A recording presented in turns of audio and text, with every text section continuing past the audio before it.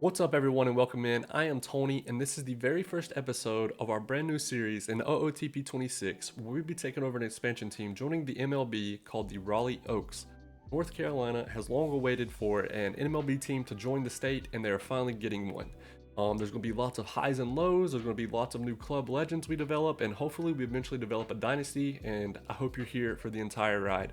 This one is a sort of longer one today because it does have the expansion draft, but in the future, hopefully I can make these shorter for you. But if you do stick around to the end, just know it means so much to me. And if you do enjoy this series, please hit that thumbs up button because it helps us grow and it helps other OOTP viewers find us on YouTube's algorithm. But thank you so much for watching, and let's get straight into it. Alright, so welcome in the very first episode ever of the series. I figured what better way to get started than by showing off our logos, branding, all that good stuff, and the jerseys. Of course, we are called the Raleigh Oaks out of Raleigh, North Carolina, obviously. This is our home jerseys and our logos and our colors here. Green and like a type of yellow for the secondary. This is the home. This is the away. Alternate 1 and alternate 2. While these do look awesome, of course, we will only be simming this. We won't be watching any games unless you guys would like to watch any big games like playoffs or the World Series only or something like that. You guys be sure to let me know your preference there. But as of now, the plan is just to primarily sim and follow the save that way as any other OOTP series. But yeah, and of course the other team we added were the Montreal Expos. I'll show you guys those in a second. But there's the branding, which I thought looks pretty cool. Also, full credit to whoever posted those on the forums like a few years ago. I found these and I saved them on my PC, and I've had them ever since, and literally have never used them in a save. But I decided to finally use them. I really liked it. So full credit to them. If you guys know who made those, or for whatever reason you happen to watch the video, shout out to you. Thank you, and I'll give you full credit in the description if I figure out who it was from. This is our park, just called Oaks Park. Open ballpark with grass of 52.1 thousand capacity. I just left that default. Here are the park factors in case you're curious. I do like to build teams that revolve around park factors if I have to, such as like Rockies, of course, notoriously everyone suggests ground ball pitching there. And like San Francisco Giants, it's a pitcher's park. It kills hitters for power anyway. But in our case, our park factors are relatively like normal, around average. So that's really cool. Here's our distances and wall heights and stuff, pretty standard as well, nothing crazy there. As for the Expos, they are the other team that was added in. This is their park. I left their stuff default as well. They're also pretty much around average, aside from things like triples, and doubles. Their triples are actually a little bit higher than their doubles, which is rare, while still having some home run pop there, close to even. For ourselves, our triples were lower, but that's pretty standard, of course, unless you're somewhere like Coors Field. Yeah, so there's our park. Our our minor league teams are the Concord Racers, Greensboro Flyers at AA. High A is the Charleston Black Bears. Charleston have those out of West Virginia. Nashville Captains, and then our Florida Complex League and Dominican Summer League teams are just named after the MLB teams, just like every other team is named. Next up, I just want to show off the finances for both of the teams. For ourselves, our budget comes in at 18th. Of course, there are 32 teams in the league now versus the previous 30. So we're around middle of the pack. Player payroll, of course, is going to be tied for last with Montreal because we have no players currently, which we'll be doing the expansion draft soon as well in this episode. So stick around for that. But yeah, so this is how our budgets look. I haven't touched ticket prices or anything like that. As far as fan interest and loyalty and stuff, I feel like this is pretty good. Good as it should be probably for an expansion team. Interest being 100 makes sense. I assume Montreal's is as well. We'll look at theirs. But because they're an expansion team and brand new, interest is probably going to be at an all-time high. But as we know, this will probably go down drastically over the next season or so, or 2 or 3, or God forbid, like 5, because we're probably going to be very bad at first for an expansion team. Yeah, we'll take a look at Montreal's as well. Also, we haven't touched the scouting or development budgets yet. We'll see how things look after the expansion draft and free agency and stuff like that. For Montreal, here is theirs. Okay, so theirs is actually 16th. They're actually 2 higher than us. Player payroll, of course, as we just mentioned, tied for last. Their fan loyalty is a tick lower than ours at average, which is perfectly fine. Everything else is the same for both of us, so that's pretty fair to me. Next up, I just want to show off the staff a little bit. We do not have any staff currently other than our scouting director, Gerard, which is the only one to sign so far, but we do have tons of pending offers But here is Gerard. He has favorite tools. He was better than everybody that had highly favorite tools. So we went down to him at just favorite tools, which has worked for me because he's very, very good. The rest of the staff I did work from top up because a lot of our new players are going to come the way of the draft and international free agents, things like that. So they'll be working their way up from like rookie league or A ball all the way up. So we prioritize from bottom up as far as hiring for managers and stuff. I'll actually see here, we do have some other staff that signed. I didn't notice, but a hitting coach at high A, Micah Murphy, he's quite good as well. Everybody we were able to offer, honestly, we were very, very good. Here's our double A manager, Greg Jeffries. Good handles development. For managers, I like to prioritize handles development and mechanics, influences mechanics if I can. I care less about handles development for managers in like MLB because ideally they're already developed quite well before they made it, but I know that's not always the case. But yeah, for MLB as well, I like to prioritize having good personalities other than at team trainer and scouting director. If they fit our personality preference, cool. If not, oh well. But for stuff like our pitching coach and base coaches at the major league level, I like them to either have easygoing, normal, or personable. And then I don't want them to struggle with any of those three because I like for that to have a help with staff cohesion, which we're going to need while we suck. Ideally, the vibes are still good while we are terrible.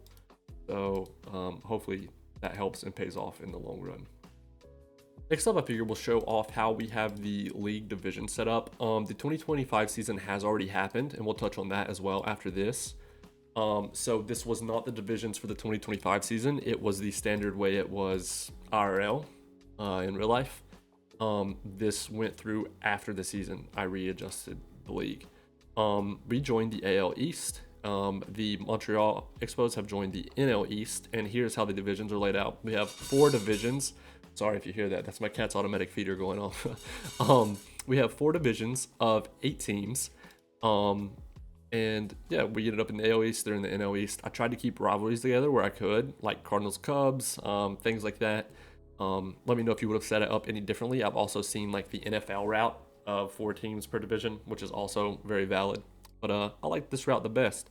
The top 2 records of each division will be making playoffs, plus 2 wildcard teams. So that's how it's currently set up. But as we get closer to playoffs and stuff, we'll check that out. Checking out how the playoffs actually went, we'll take a look at that. League history, playoff history, and the Braves versus the Rays took place in the 2025 World Series where the Rays won in Game 7, 4-3.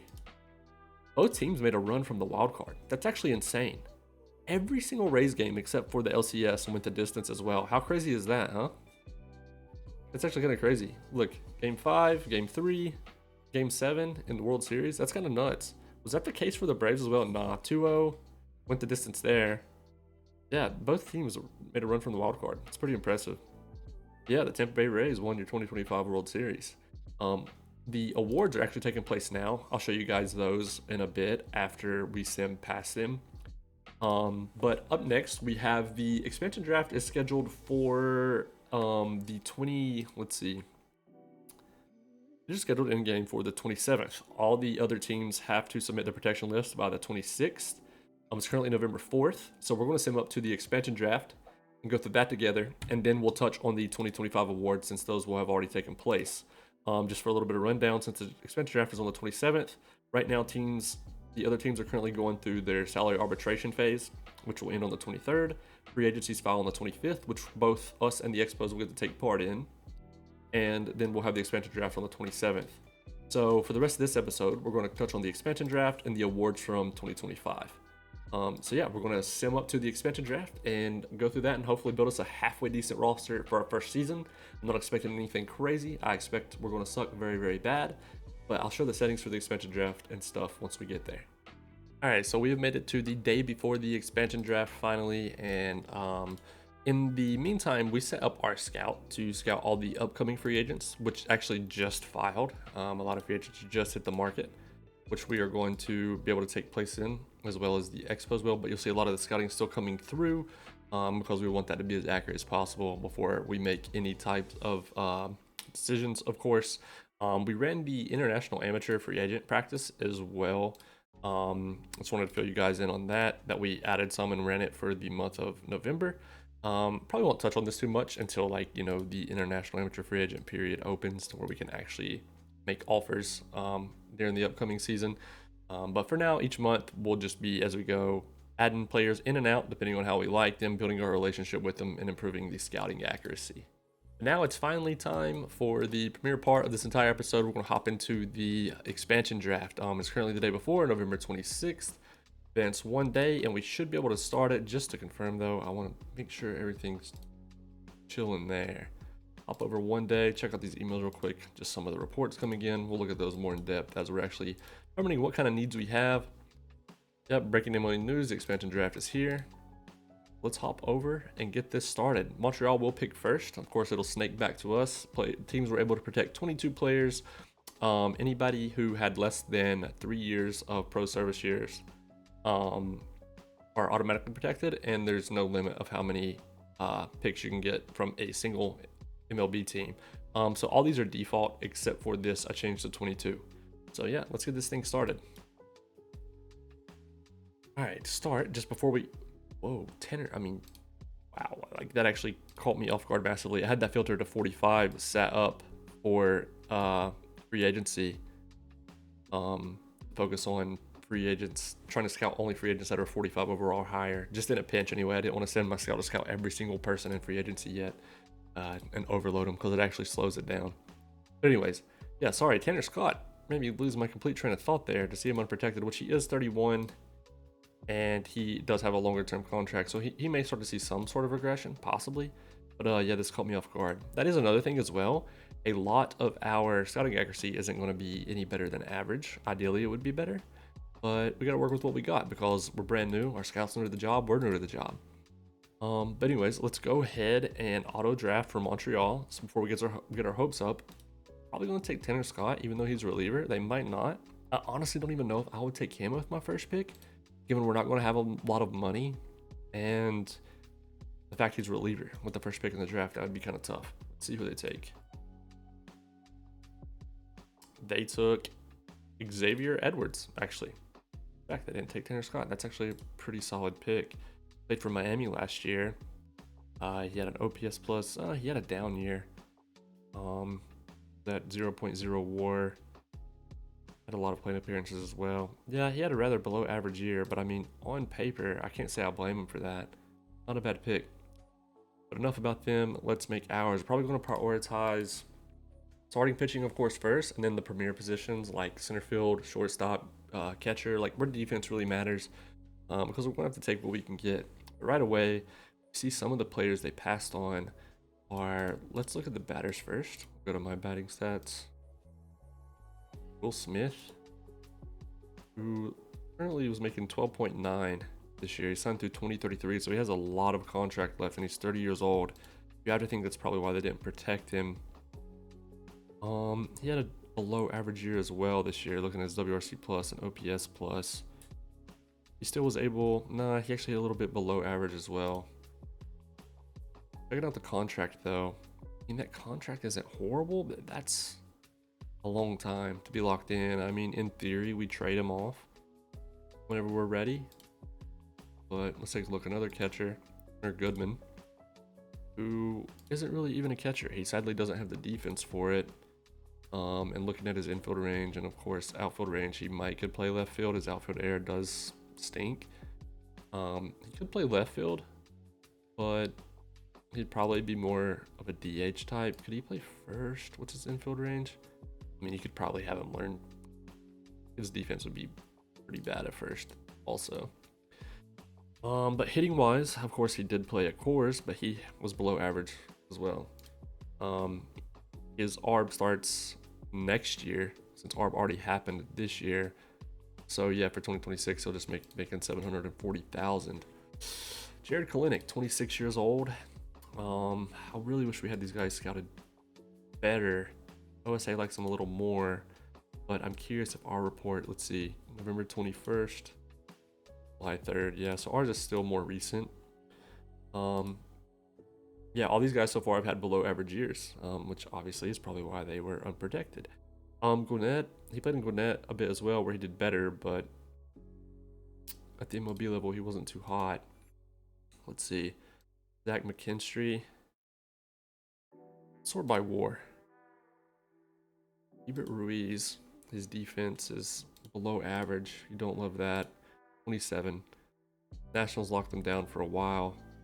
The 2032 season where he has a team option. The contract is rather team friendly, but it is backloaded. I mean, even though it's not a ton of money, he was still able to put up 2.1 WAR with what kind of defense did he have? Zone rating wise, a 0.3. I expected, I can't lie, like I expected something way worse with that defense. That's actually kind of crazy. Matt Vierling played for Detroit, had a 2.1 WAR season. I mean, that's a career year. Well, no, that's not fair to call it a career year. Last year he had 2.4. But he had a really good year. 12 homers. He doesn't have a lot of pop, obviously, but pop isn't everything. He's interesting. We'll leave off Jonah Heim. He's actually an interesting catcher. He hit pretty much perfectly average. Defensively, his zone rating was, negative 0.3.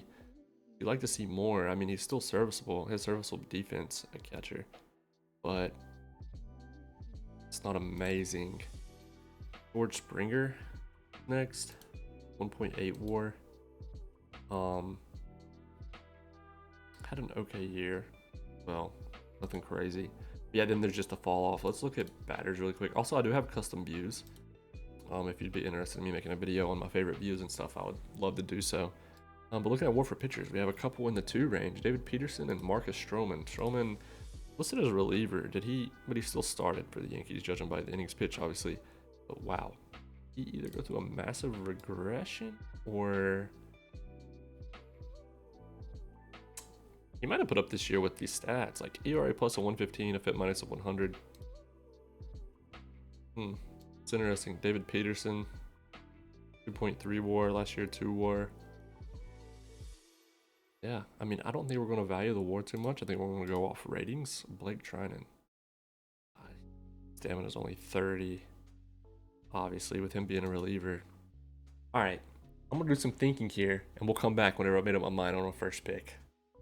All right, so we've gone away and taken a lot of time on adding a lot of players at each position to a short list. We've just done them on default for now, even though I have a few different types saved.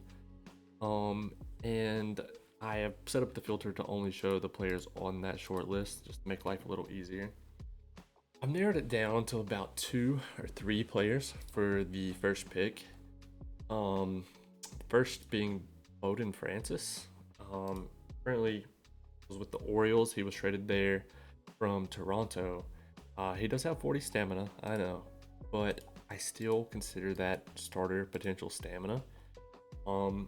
With Toronto this season, apparently he led the league as well in wins. That's why those are highlighted red there. So he had 18 between the 2 teams.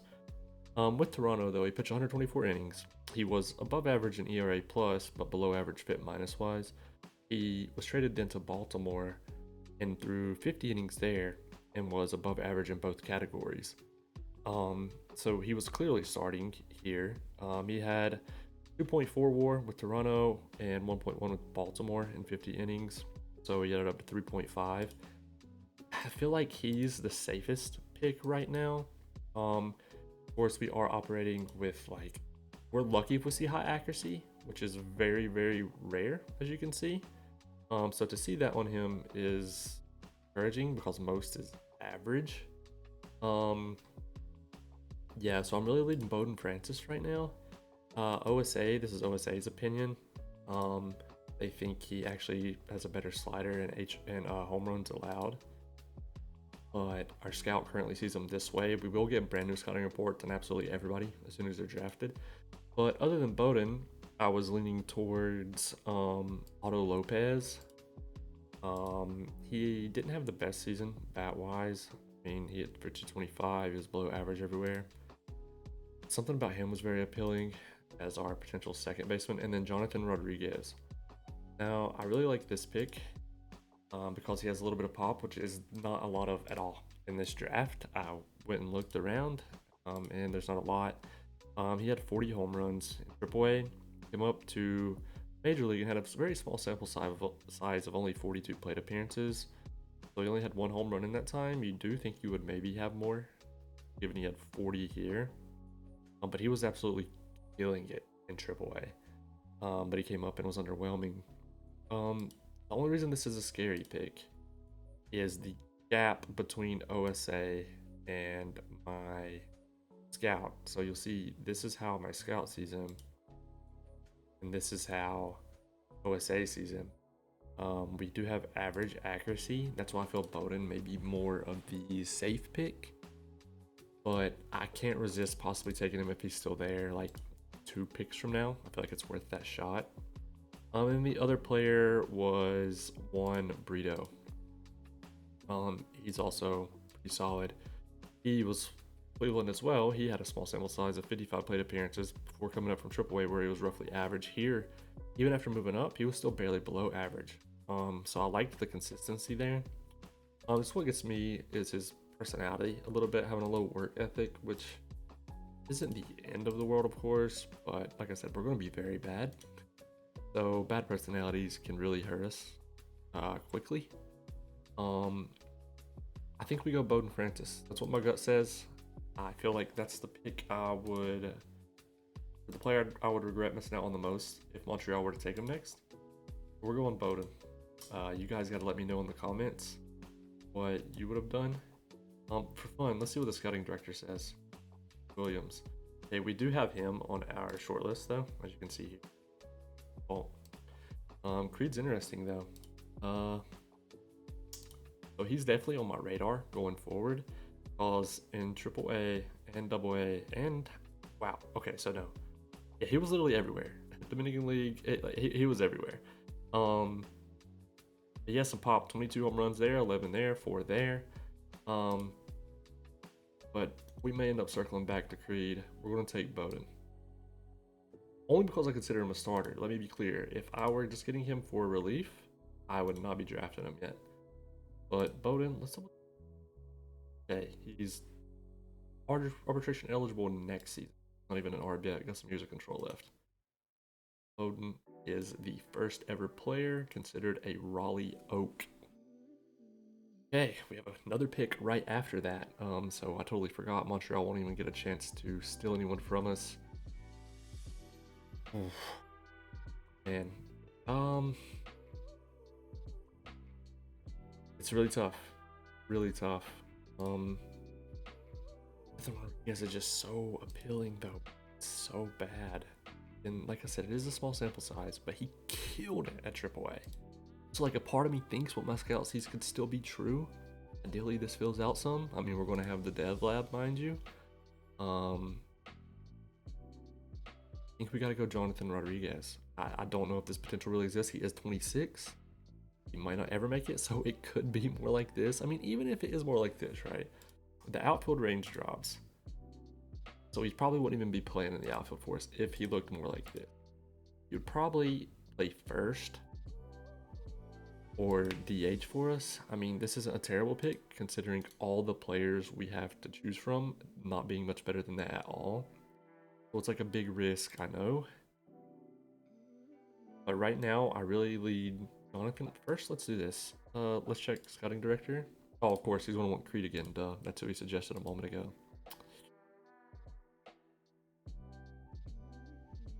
Put Jonathan down here. Take a quick glance.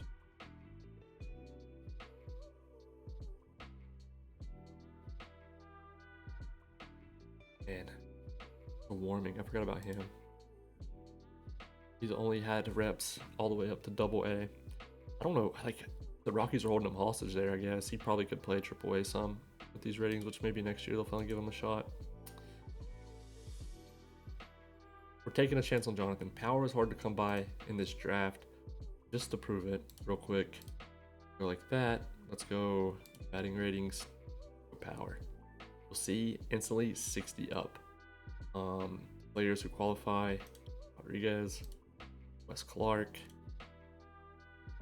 Bowers, Hunter Goodman, who was also very appealing, let me be clear, but defensively, he's just non-existent at catcher. I mean,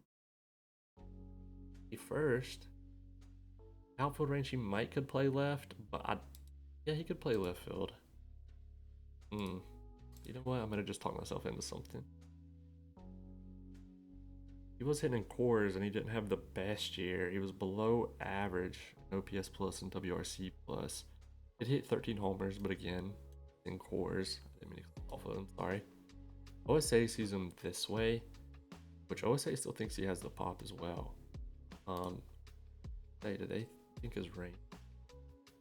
Yeah, they do think his range drops, so he's possibly first baseman DH material. But hitting like this in cores is also scary in the 2025 season, of course, because that's the only season that's been actually recorded in game. I think we go Jonathan again. I think we'll judge him off of this AAA from last year. Assume this was just flop. Major League Baseball starter. OSA says he'd be a front runner for an audition at right field. We're going Jonathan. Drafted Jonathan. You guys gotta let me know what you would have done for your first two picks. Let's see. Montreal take River Ryan. Interesting. Not a terrible pick, but they went for a starter. He was actually pretty decent at Major League level. 2024. Sorry, I didn't realize it was 2024. 2025. Slightly above average. AAA. But yeah, not bad for them. All right, let's see. Auto draft again. Montreal, they took Quinn Priester. I don't like that pick, but hey, I'm not mad because they did it. This is tough, man. This is way tougher than I thought. What I think I'll do though is I won't show you guys the entire draft. I'll do like maybe the first 5 picks, and then I'll finish the draft myself off camera, and then we'll do a rundown of the team. Because this could obviously lead the video on to be very, very long, which I don't want to do to you guys. What's OSA think? I mean, that's not a big fall off, assuming OSA is correct, and we aren't. But I think we go with our gut. I think we take, yeah, I think we got to take Brito. He hit, what, 250 in the majors, 55 plate appearances, 248 there, 290 in Double A. I think we're taking Brito. You guys got to tell me who you would have taken with the first few picks. Take Brito. All right, let me confirm. We have taken, what, 1, 2, 3. Yeah, I'll probably show 2 more picks on video, and then I'll finish up the rest off, or on camera, whatever. I'll finish up the rest off, and then I'll catch up with you guys after. But yeah, so 2 more picks. I'm gonna prioritize defense, probably, as center and catcher. If you don't have to have a black hole for a bat as center and catcher, cool. That obviously would be great. Let's go here. So voting at center is also at least, let's see. Okay. So we're on Major League stats still. We're by OP. Joey Weimer. Or Weimer, however you say it. Below average bat. AAA, he did good. Did average. Average bat in the majors. 198, right at 200 plate appearances. The defense is there, really across the board. Go to the yeah, he primarily played there. He had 2.64. So you can live with that. He's interesting, but I don't know if he's worth taking down. And maybe we can hold off after getting to see this center for a while. As far as competing with Montreal for a center fielder here, I think we'll be able to hold off and be safe, and we can still have some viable options defensively. Center. Let's go over to the shortstop. Really unreal. Man, was this just a fluke year? Or fluke 60 plate appearances. Like, that's incredible. 218 OPS plus, 215 WRC plus. With these ratings, there's just no way. Like, he played absolutely out of his mind. So it's looking like short as well. We may be okay. Hold off on. So I think one reason I really want to look at that is just confirming whether or not be able to go BPA, best player available. Without Montreal selling someone we absolutely loved at short or center. All right, I want to check the premier spots though, and make sure we weren't going to miss out on anyone insane at some premier defensive position. We're going to go BPA. We'll go with our gut. The scout likes Creed. We know that much. Well, BPA, I guess, is Bud. And at all players, according to overall, this is really all we have. That is above 50. Back to me.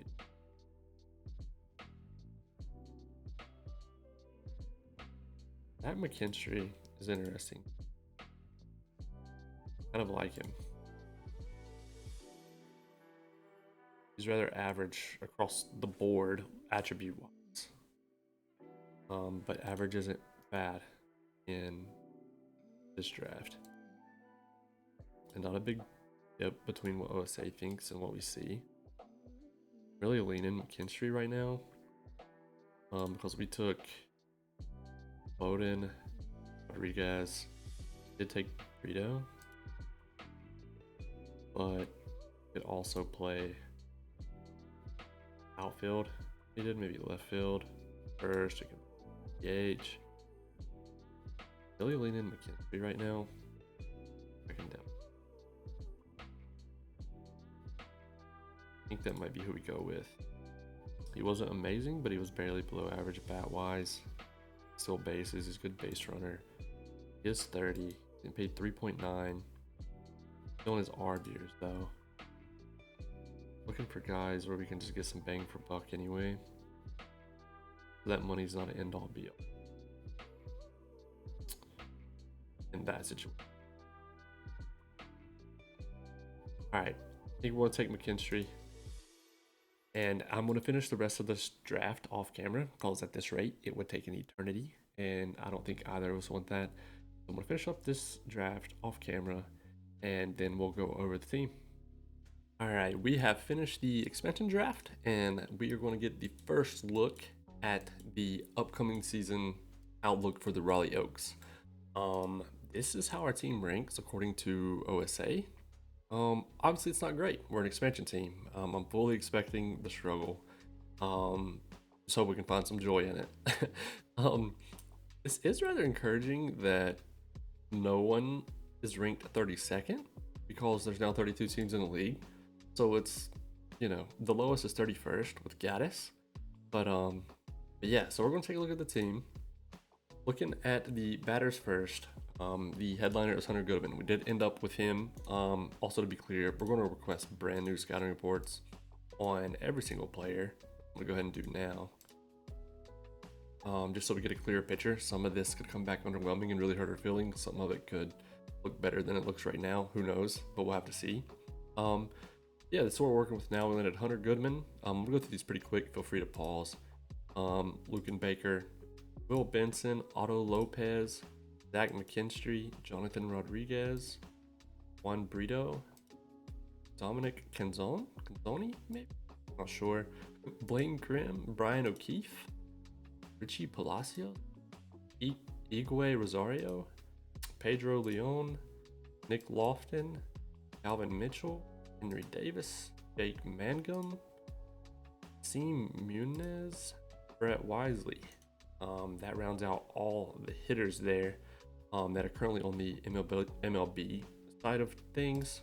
As far as pitching, we went light. But thankfully, free agency is open. We're going to be active, as I'm sure will be the Expos. The Expos were a little more active on the pitching side of things, but Bowden Francis, of course, that you guys saw was our first pick. Daniel Nunez, that's tough to say. Nick Frasso, Hunter Gaddis, Brent Hedrick, Mason Montgomery, and Andy Laura and Joey Estes. And that rounds out all the MLB side of things. But if we head over here, you will see under Meet the Team, there's some prospects listed here. So there's obviously some players that currently aren't on the MLB team. This is just what the AI has done so far. So keep in mind, I'm going to come back through and truly adjust our roster to get a more clearer picture. But this is the rest of the drafted players. I feel like overall we had an okay draft. It wasn't amazing, but I think it's as good as it could be for the expansion draft that we had. We did go heavy on the hitters, and we kept the contracts cheap. You notice a lot of these guys had minor league contracts, or maybe they were on like 740,000. But yeah, that's our draft. You guys let me know your opinion on it. You might have done different in the picks that I did show. I'm gonna go. Let's take a look at Montreal really fast. Here's theirs on at a quick glance. They had a pretty solid draft as well. See, they had 14 batters. Then we have 14 pitchers. You can tell the AI definitely tried to balance that. Looking at their minors, this was all the players that made their way into their minor league system after the AI rearranged some. Funny enough, there's Creed Williams that our scout kept suggesting. We didn't end up going through with it. Scout's probably pissed at us, but yeah. And this is the rest of their team. But the encouraging side of things is we have $78 million left after the draft to be active with in free agency, and that is after maxing out our dev budget. I may not roll with this going into the season at 40.5 mil, which is max in my save. I may lower it a little depending on needs. So we'll have to see. Obviously, you guys will be in the know. Next episode, that's what we're going to do. We're going to focus a lot on free agency and the development lab and seeing if we can get a little bit more out of some of the players we have drafted. But yeah, we're going to have a decent amount of money to play with. Not a ton, but we do have a lot of needs. Of course, we're very light on pitching, and some of these guys probably just definitely aren't ready. And to be honest, there's probably better that we can do a free agency even on the batting side of things. To catch you guys up with some more things that have happened, we did fill all of our personnel slots, as you'll see here. Every single one expires in 2030, so you can imagine my face whenever 2030 rolls around and it's time to extend a lot of these guys. But yeah, we actually landed every single person we offered originally, which is really exciting because there's some top people in here, which is awesome. We love seeing that handles development be in the blue. I guess lastly, what we'll go over is the awards for the 2025 season. I know we touched on the playoffs earlier, showed the standings earlier, but a quick glance at the awards. We will look at the American League award winners for the 2025 season. Anthony Santander won the MVP, the Blue Jays.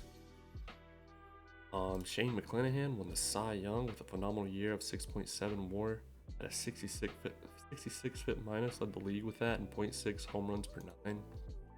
And Kurtz he won Rookie of the Year, with 2.6 WAR with an average of 271, hitting 130 OPS plus. He had 24 home runs. And then Devin Williams won Reliever of the Year. Round things out, he's actually a free agent now, but with the Yankees, obviously. He had 3.1 WAR as a reliever. It's pretty impressive. On the National League side of things, the MVP was Shohei Ohtani. Who would have guessed? He had 2.9 WAR as far as pitching goes, and he had 3.2 on the hitting side of things. Led the league in plate appearances and stolen bases. Interesting. He had 30 home runs. Big drop off from last year in real life anyway. Yeah. Incredible year there. The Cy Young winner also came from the Dodgers, naturally, Yamamoto. He had led the league in 34 games started, but he finished the season with 5 WAR, at minus of 76, and ERA plus of 143. Really, really solid season. Matt Shaw won the Rookie of the Year. Right, this is Rookie of the Year. Yeah, Rookie of the Year award was Matt Shaw for the Chicago Cubs, of course. He had 110 OPS plus with a 2.5 WAR, developing rather nicely. And then Reliever of the Year, confirm that I've not been saying this wrong the whole time. Yeah, reliever of the year was Evan Phillips, who had 2.3 WAR as a reliever, 63 fit minus 300 ERA plus. Wow, Dodgers almost had a clean sweep. If they would have had rookie of the year, that would have been insane.